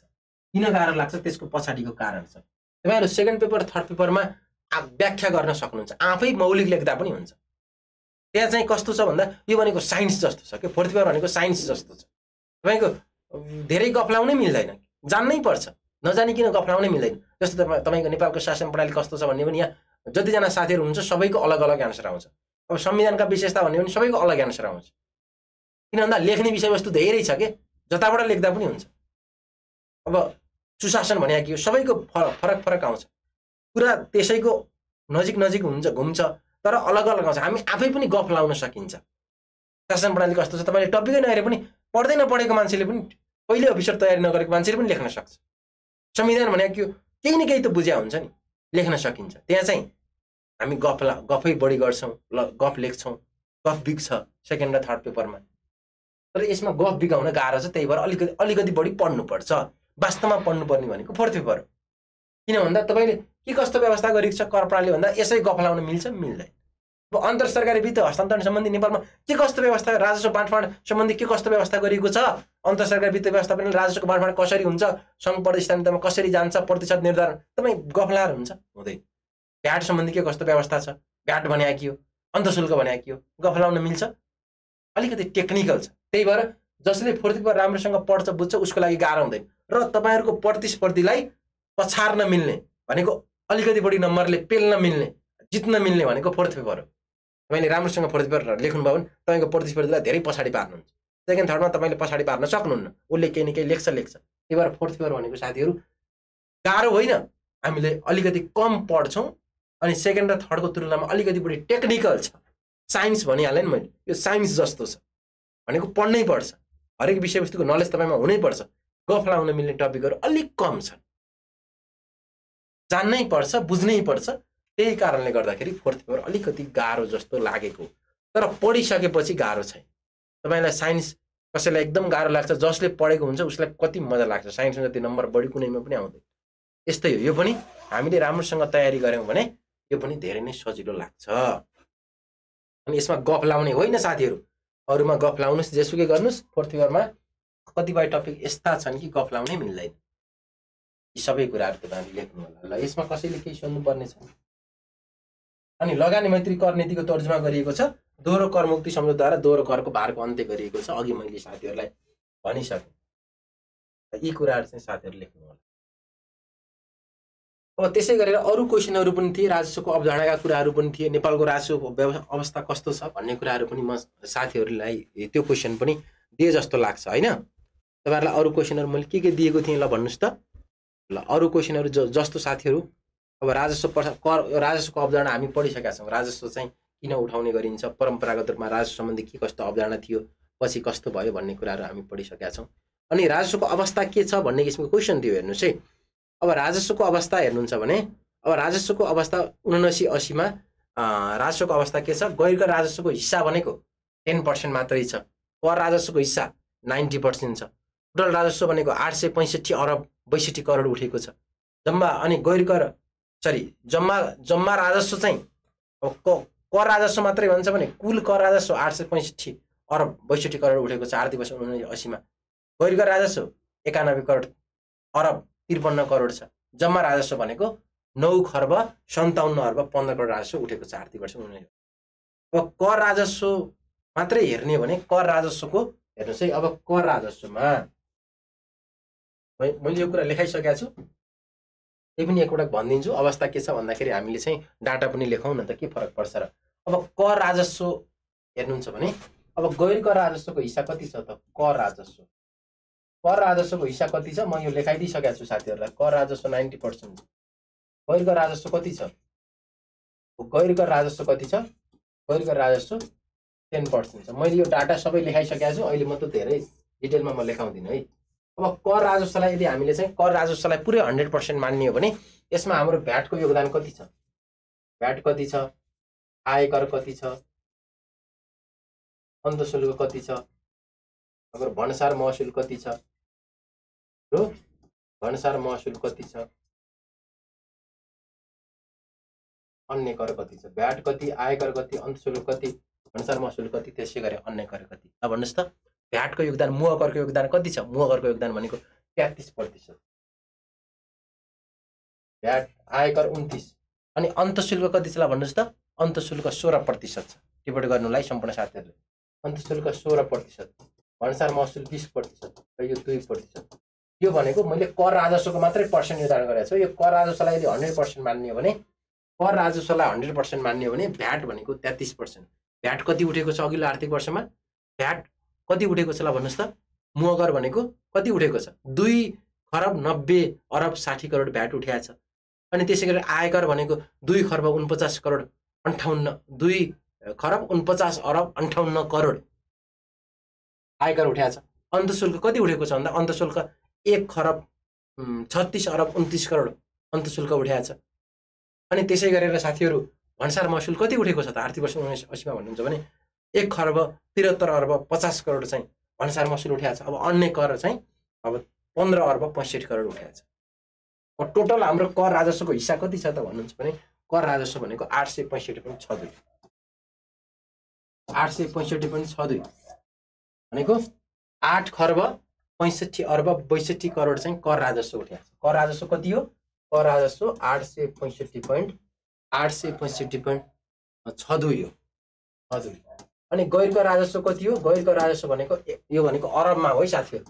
यो अरबमा, अरब भनेपछि कति भयो? 8 खर्ब 65 अर्ब 62 करोड कर राजस्व।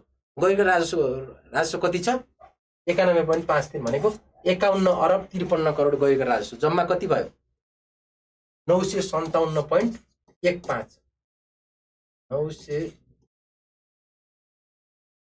957.15 यो भनेको अरबमा। यो भनेको कति भयो? 9 खर्ब 57 अरब 15 करोड चाहिँ राजस्व उठेको छ। यति राजस्व चाहिँ गत आर्थिक वर्षमा आयो। र यो पनि तपाईँहरूले लेख्नुहोस्, राम्रो पनि देखिन्छ। यी डाटाहरू लेख्दाखेरि। ल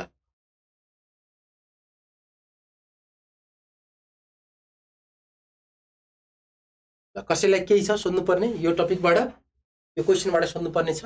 धेरैजना साथीहरूको लेखाइ चाहिँ पहिलेभन्दा धेरै सुधार भएको छ है। साथीहरूको लेखाइ चाहिँ पहिलेभन्दा सुधार भएको छ। र म कुनै एउटा साथीको म डेमो हेरिहाल्छु, म भर्खरै हेरिदिइहाल्छु है, त्यसमा तपाईँहरूको हेरिदिइहाल्छु।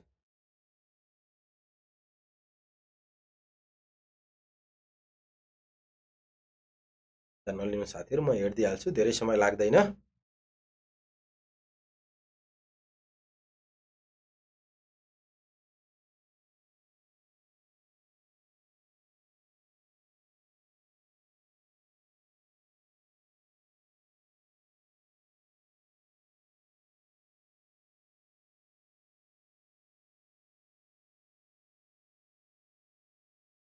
एकै मिनट है त साथीहरू, बढीमा 1 मिनट।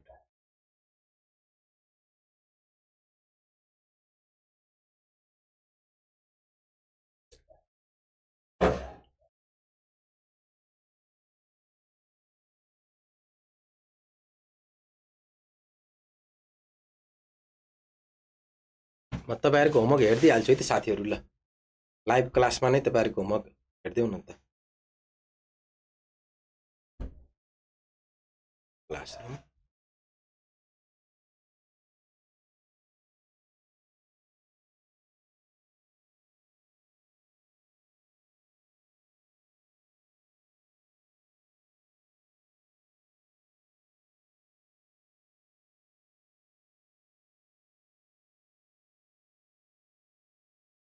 अलिकति समस्या आयो यसमा मेरोमा चाहिँ।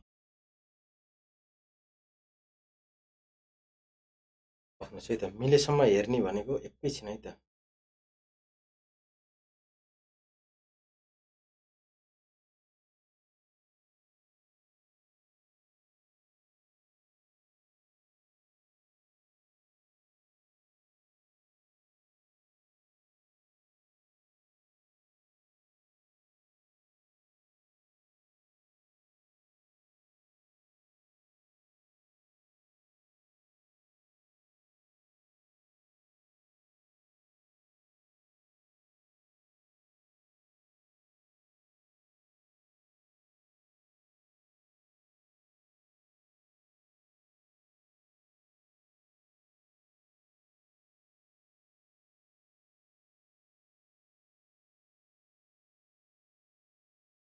अलिकति समस्या आयो साथीहरू, पछि कुनै क्लासमा हामी हेरौँला, समस्या भएन है त।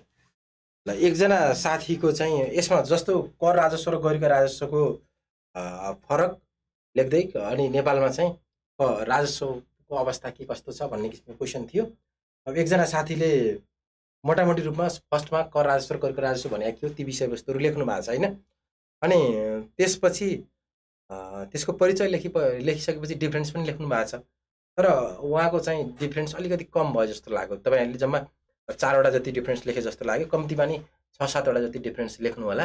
हामी कर राजस्व र गैर राजस्वको चाहिँ त्यसको डिफ्रेन्स राम्रोसँग लेखिसकेका छौँ क्लासमा, त्यसलाई लेख्नु होला राम्रोसँग। अनि अर्को तपाईँले चाहिँ ध्यान दिनुपर्ने कुरा भनेको तपाईँको अलि बढी केयरमेट भइरहेछ, केयरमेट चाहिँ अलि बढी छ, केयरमेटलाई हामी सकेसम्म कम गरौँ। तपाईँको ह्यान्डराइटिङ धेरै राम्रो लेख्नुपर्छ भन्ने छैन। अब ह्यान्डराइटिङ तपाईँले हेर्दाखेरि डक्टरी ह्यान्डराइटिङ भनेको कस्तो ह्यान्डराइटिङ हो साथीहरूले बुझ्नु भएको छ। डक्टरी ह्यान्डराइटिङ हुनेहरूले पनि 1 नम्बरमा सिफारिस भएका उदाहरण मेरै अगाडि छ, हामी आफै देखिया छ। भनेपछि बुझ्ने चाहिँ हुनु पर्यो साथीहरू ह्यान्डराइटिङ। डक्टरी नै त्यो किसिमको त अलि हामी बुझिँदैन, फेरि सोध्नुपर्छ औषधि पसलमा गएर के लेखो भनेर, त्यो किसिमको लेख्नु त भएन। तर कमसेकम बुझ्ने ह्यान्डराइटिङ भयो हुन्छ। केयरकार चाहिँ कम गरौँ, धेरै खाँदेर पनि नलेखौँ। धेरै कोही साथीहरूले कसरी लेख्ने भन्दा म देखेको हुन्छ है, त्यो कपी हेर्दाखेरि कतिपय साथीहरूले यसरी लेख्ने के, जस्तो एउटा कपी भइहाल्छ, त्यो जस्तै यो कपी भने तपाईँको यति हुन्छ नि, यहाँ एउटा अक्षर यहाँ कर लेख्ने, यहाँ प्रशासन, यहाँ प्रणाली, यसरी के त्यो धेरै देखाउँला, त्यसरी लेख्नु पनि पर्दैन। अनि सँगसँगै तपाईँहरूले धेरै खाँदेर पुरै त्यो आफ्नै चाहिँ त्यो चाहिँ आफ्नै पैसाले कपी किनेको जस्तो त्यो गरेर अनि त्यो कपी सिद्धिन्छ भनेर कपीको माया गरेर त्यो किसिमले नलेखौँ। अलिकति धेरै खादिलो पनि नलेखौँ, धेरै फुकुवा पनि नलेखौँ, धेरै देखाउनको लागि त्यो किसिमले चाहिँ लेख्नु होला। अनि त्यसै गरेर राजस्वको योगदानमा चाहिँ साथीहरू अवस्था के छ भन्दाखेरि केवल यो डाटा मात्रै प्रस्तुत नगरौँ, पछिल्लो समय हाम्रो चाहिँ कस्तो किसिमको छ, हामीले चाहिँ अघि हामीले पढाएको थियौँ नि त, हाम्रो अन्तशुल्कमा के कस्तो व्यवस्था छ। हाम्रो अन्तशुल्क 2 किसिमले उठाउने गरिन्छ, 2 किसिममा। अनि भौतिक नियन्त्रण कुन कुनमा, अनि मुहकर भनेको छ भने मुहकर कस्ता किसिमको वस्तु सेवा मुहकर लगाइन्छ, आयकर कसले उठाउँछ, के हो आयकर भने, सानो थोरै अलिकति छुनु होला। अनि अवस्था चाहिँ आर्थिक वर्ष 1980मा हाम्रो राजस्वको अवस्था चाहिँ व्यय बमोजिम छ भनेर अघि भर्खर मैले लेखाएको यो विवरण पनि तपाईँहरूले समावेश गर्नु होला। निष्कर्ष ठिक छ, निष्कर्ष चाहिँ उहाँले राम्रै लेख्नु भएको छ। यति लेख्नुभयो भने एक्जाममा धेरै राम्रो हुन्छ। उहाँको चाहिँ एकजना साथीको मात्रै हेरेँ, अब अरू चाहिँ म आफै हेरेर चाहिँ फिडब्याक दिउँला है त साथीहरूलाई। ल केही छ सोध्नुपर्ने? साथीहरूले पनि कुनै विषयवस्तु सरलाई सोध्न पाए हुन्थ्यो, यो सोध्न पाए हुन्थ्यो, केही त्यस्तो लागेको छ भने तपाईँहरूले सोध्न सक्नुहुन्छ।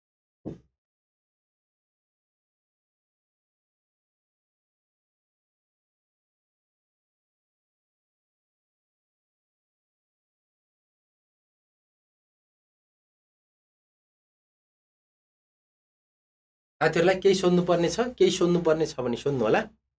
सोध्नुपर्ने विषयवस्तुहरू केही छ भने तपाईँहरूले सोध्न सक्नुहुन्छ है, सोध्न सक्नुहुन्छ। यदि छैन भने अनि अर्को म सानो जानकारी लिएर आएँ साथीहरूमा। अब जस्तो कि साथीहरू हामीले फोर्थ पेपर अलिकति गाह्रो हुने, अनि सेकेन्ड र थर्ड पेपर पढे पनि फोर्थ पेपर चाहिँ अझै चाहिँ सेकेन्ड थर्डमा आफै पढिरहेको छु, यहाँ क्लास पनि लिइरहेको छु, तर फोर्थ पेपर चाहिँ अझै गाह्रो भयो मलाई चाहिँ। फोर्थ पेपर चाहिँ यो वर्ष पनि मलाई फोर्थ पेपरले गुल्ट्याउने हो कि कतै भन्ने जस्तो लाग्छ भने साथीहरू अलिकति फोर्थ पेपरलाई अझ बढी स्पेसल गर्नको लागि र अलिकति बढी फोकस गरेर सायद यही 25 गतेबाट त्यो नोटिस तपाईँहरूलाई आज भोलितिर आउँछ होला। यही 25 गतेबाट फोर्थ पेपर स्पेसल भन्ने क्लासहरू 25 गतेबाट सुरु हुन्छ। शनिबारको फिडब्याकमा यिनै विषयवस्तुहरू नै छन् है साथीहरू। राजस्वको अवधारणाका कुराहरू छन्, हेर्नुहोस् है। क्वेसन उस्तै प्रकृतिको छ, शनिबारको फिडब्याकलाई नै आधार बनाएर मैले आजको फिडब्याक दिइराखेको हो। अब त्यसमा चाहिँ कतिपय क्वेसनहरू जोडिएका छन्, कतिपय क्वेसनहरू म आफै नै बनाएको छु। अब तपाईँलाई दिएको क्वेसनहरू हेर्नुहोस् है, तपाईँलाई दिएका क्वेसनहरू यिनै हुन्। जस्तो राजस्वको अवधारणा भन्ने क्वेसन थियो एउटा, राजस्वको अवधारणामा हामीले पढिसकेका छौँ। अवधारणा चाहिँ राजस्वको उत्पत्ति, राजस्व सञ्चालन सँगसँगै जुन समयमा राजस्व सञ्चालन गर्नु पर्यो त्यो सँगसँगै राजस्वको अवधारणाको विकास भएको भन्ने कुराहरू सुरुमा कस्तो थियो। प्राचीन समयमा चाहिँ राजस्व कमभन्दा कम उठाउनुपर्छ भन्ने मान्यता थियो। सार्वजनिक खर्च कटौती गर्दै राजस्व कम उठाउनुपर्छ, जनतालाई चाहिँ भार पार्नु हुँदैन भन्ने किसिमको थियो। त्यस पश्चात 1930 को आर्थिक मन्दीपछि राजस्वको अवधारणामा परिवर्तन आयो। त्यसको लागि राजस्व चाहिँ बढीभन्दा बढी सङ्कलन गर्नुपर्छ, खर्च बढी गर्नुपर्छ भन्ने किसिमको मान्यताको विकास भयो भन्ने कुराहरू पढ्यौँ। अनि समकालीन समयमा चाहिँ राजस्व कसरी उठाउने त भन्दा करको दरहरू चाहिँ घटाउँदै करको दायरा बढाएर लिएर जानुपर्छ, सबै क्षेत्रलाई राजस्वभित्र भनेर यो 3 किसिमका अवधारणाहरू हामीले पढिसकेका छौँ। त्यही कुरा नै लेख्नु होला गोविन्द शर्माजी। अनि त्यसपछि यो पहिलो क्वेसन थियो।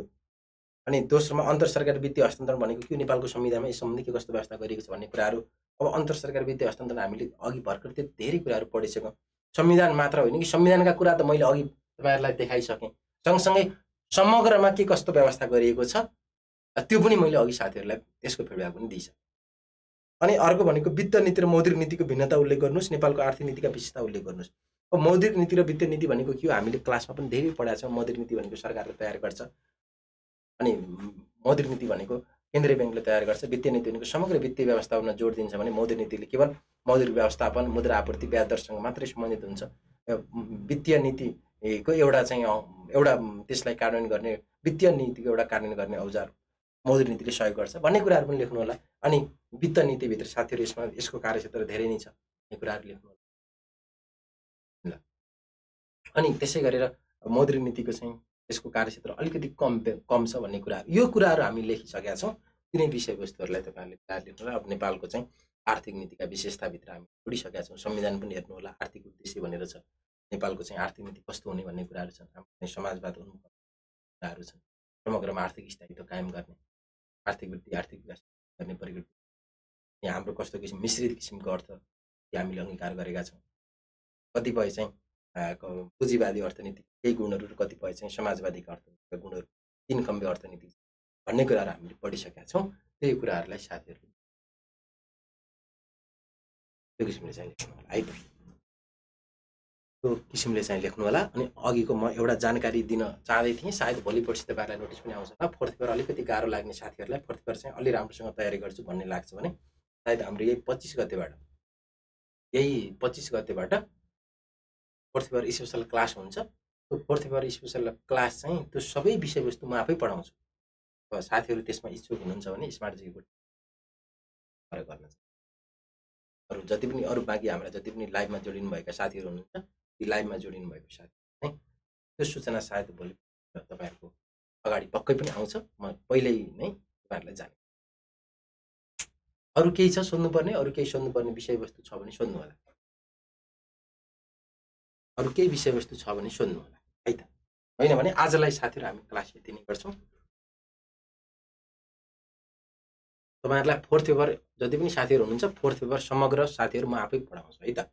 फोर्थ पेपर हाम्रो सुरु हुन्छ, सम्पूर्ण विषयवस्तु पढाइ हुन्छ। फोर्थ पेपर अलिकति गाह्रो हुने कारणले गर्दाखेरि अलिकति साथीहरूले डिमान्ड पनि आएको कारणले गर्दाखेरि फोर्थ सकेसम्म आफै नै पढाउँछु विषय। त्यही भएर फोर्थ पेपर तपाईँले घरमा अहिले चाहिँ हेर्नुहोस्, पछि क्लास हुँदा तपाईँलाई धेरै सजिलो हुन्छ। तपाईँले पढ्न चाहिँ पर्छ। अरू केही छ सोध्नुपर्ने? छ जस्तो लागेन। होइन भने तपाईँ साथीहरूको माझबाट म मदन भण्डारी चाहिँ बिदा माग्न चाहन्छु। तपाईँहरूको दिन शुभ रहोस्।